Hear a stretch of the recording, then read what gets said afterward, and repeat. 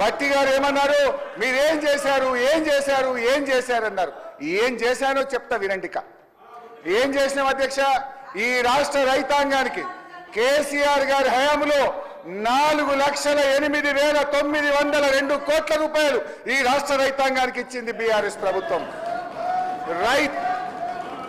రైతు బంధు కింద 73,162 కోట్ల రూపాయలు ఇచ్చాం.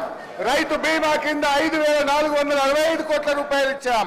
లోన్ వేవర్ కింద 28,000 కోట్ల రూపాయలు ఇచ్చాం. పవర్ సబ్సిడీ కింద 65,000 కోట్ల రూపాయలు ఇచ్చాం. ఇరిగేషన్ రంగంలో 2,37,000 కోట్లు ఖర్చు పెట్టాం.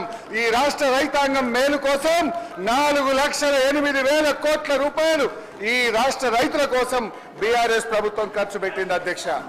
దాని ఫలితమే బీఆర్ఎస్ ప్రభుత్వ హయాంలో ఎంతో అద్భుతంగా మేలు జరిగింది.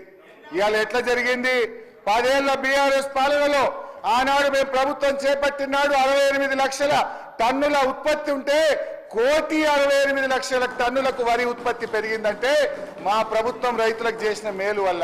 సాగు విస్తీర్ణం 1,31,00,000 ఎకరాల నుంచి 2,22,00,000 ఎకరాలకు 68% పెరుగుదలతో సాగు విస్తీర్ణం పెంచి మేము చూపించాం. ఇప్పుడు ఎందుకంటే అధ్యక్ష ఇట్లా చెప్పుకుంటూ పోతే చాలా ఉన్నాయి. ఇప్పుడు మీకు అంత ఇష్టం లేకపోతే ఓఆర్ఆర్ టెండర్ క్యాన్సిల్ చేయండి. వి అప్రిషియేట్, టెండర్ క్యాన్సిల్ చేయండి.